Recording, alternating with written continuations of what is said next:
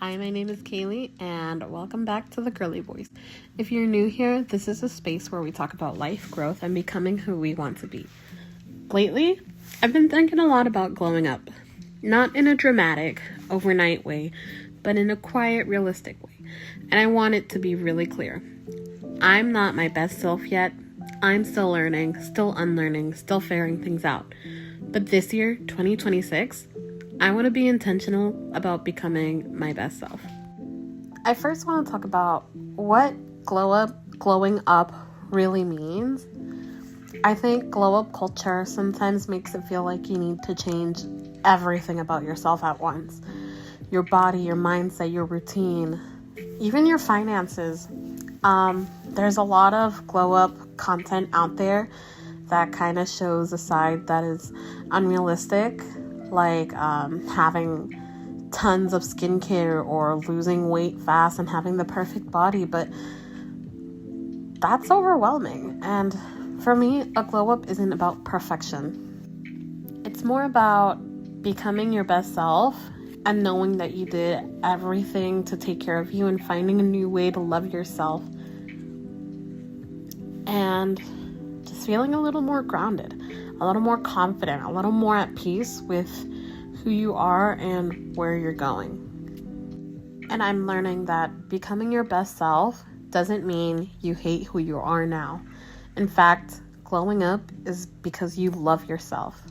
So today I want to talk about some realistic glow up tips that you can follow for this year of 2026. My first tip is to romanticize the basics. So, meaning not everything needs to be big. Sometimes glowing up is just drinking water, making your bed, lighting a candle, just taking care of yourself in small ways. My second tip would be to clean up your mental space. So for me, I want to work on comparing myself less to what I see online. And also, I want to start doom scrolling less, because I tend to be on my phone pretty often, and I want to kind of just move away from the electronics, which doesn't mean removing it altogether from your life, but just being more intentional about what I want to watch and what I want to do. And I also want to start listening to more podcasts that make me feel inspired and not pressured. So if you're like me and you feel that you tend to go online and compare yourself to others, then that is something that we can start working on for this year. Just try to be more intentional about what you want to look at, and be aware and cautious about what you're looking at, and just changing your mindset, because what we're doing here is learning to love ourselves and not the fake reality. My third tip would be to build a routine that you can actually keep. Having a routine, I actually feel, is really helpful to build new habits. And I'm not trying to wake up at 5 a.m. or overhaul my life overnight, but I'm focusing on consistency and not intensity. Habits that fit my real life and progress, not just aesthetic perfection. So I recommend taking a look at what your day looks like on a day-to-day basis and figure out a schedule that works for you. Then when it comes to creating a routine for you, you write down the things that you want to do, and you can schedule your day the night before, and you can tell yourself, I'm going to wake up at this time and I'm going to do this, I'm going to do this, and I'm going to do that before I have to, if you go to school, like before I have to go to school, I will do this, I will do that. I think one thing that I want to be more intentional about this year is waking up a little bit earlier so that I can have time to get ready and still have time for, like doing skincare, which is something that I'm not currently doing so well.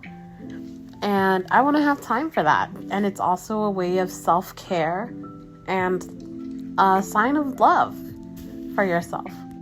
I also want to start waking up a little bit earlier so that I have time to make breakfast at home, because I tend to skip breakfast when I wake up late, or I eat out, which is something that I want to start avoiding. So I just want to have time to make breakfast and also eat it in peace, and not feel rushed. And I want to be more intentional about being tidy in the mornings, like making my bed right after I wake up, which is something that I don't do. And my final tip for a realistic glow up is to let yourself be okay with messing up. Like, you don't need to have it all figured out to start improving, and you can start with like small things, and it's okay to get it wrong sometimes. And instead of thinking, I messed up, I'm gonna restart tomorrow or start again tomorrow or next week or Monday, let's start thinking, hey, I hit a hiccup, I hit a pothole or something like that.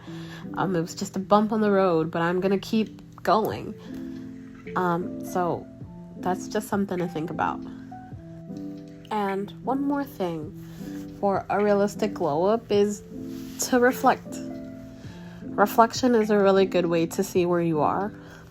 And it's time that we start asking ourselves, who do I want to be a year from now?